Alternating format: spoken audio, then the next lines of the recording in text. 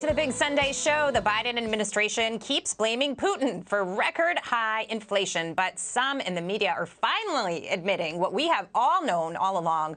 It's because of Biden. Listen. If you look at the numbers, inflation really started to rise almost exactly when Biden came in the White House. And I don't think people are candidly that dumb. I mean, we remember the inflation was going on long before this happened. To sort of whitewash what happened all of last year, I don't think is going to work for them politically. Rachel, I feel like a broken record, but they are saying it too. Your thoughts on this? It's ridiculous.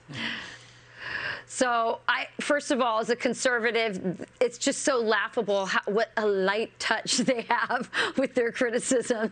I can't imagine a conservative in year one having this entire disaster, including inflation, which hits everybody, especially the poor and the middle class, and those on fixed income, and getting that kind of a light touch. That said, perhaps what they're doing here is allowing for criticism in order to allow for another candidate. Kamala will be tied to Biden, and they just want to make sure they kind of move him on, admit that, so maybe some of the Democrats running in the midterms don't get too smeared with all the muck, and also make room for a new candidate in 2024.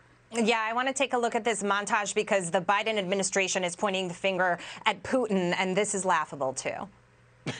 Putin's war is already hurting American families at the gas pump. It is accurate that the invasion by President Putin into Ukraine has impacted global inflation, inflation in the United States. Next month, we'll see further evidence of an impact on U.S. inflation of Putin's war on Ukraine. Make no mistake, inflation is largely the fault of Putin.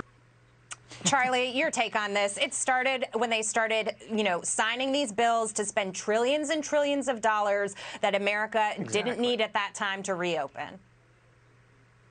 It's all such a lie, and they're going to do everything they can to pin, just like they pinned everything on COVID before, they're going to pin everything on Putin now.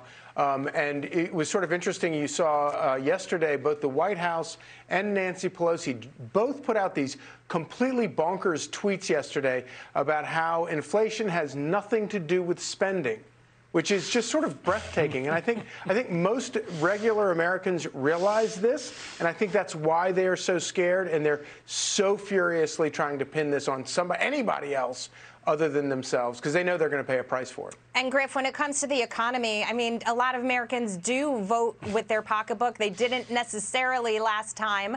But having said that, once they start to feel this, they go to the polls in the midterms, and things may start to change, and this administration knows that.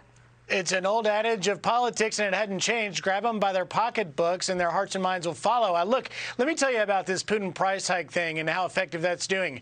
I have been filling my car up, and it is very painful. I have not heard anybody cursing Putin's name at a gas station, but I've heard a lot of cursing going on when people are filling their tanks up. So they may want to try a different thing and roll out a new boogeyman, because Vlad isn't going to stick as the target. Rachel, in the last 20 seconds that we have left, you mentioned your 9 children. When you have a family that large and you're paying more for groceries and gas and everything else that they need, I mean, it must be very daunting. It is. But I tell you, every day that I complain about it, I think about those elderly people on fixed incomes, and they just have nowhere to go. They can't go to their boss and ask for a raise, and often they're already living hand to mouth as it is. So there's nothing for them to do, and there's no indication at all that Biden wants to change his mind at all on any of these policies. So unfortunately, Jackie, just more to come. Hey, Sean Hannity here. Hey, click here to subscribe to Fox News YouTube page and catch our hottest interviews and most compelling analysis. You will not get it anywhere else.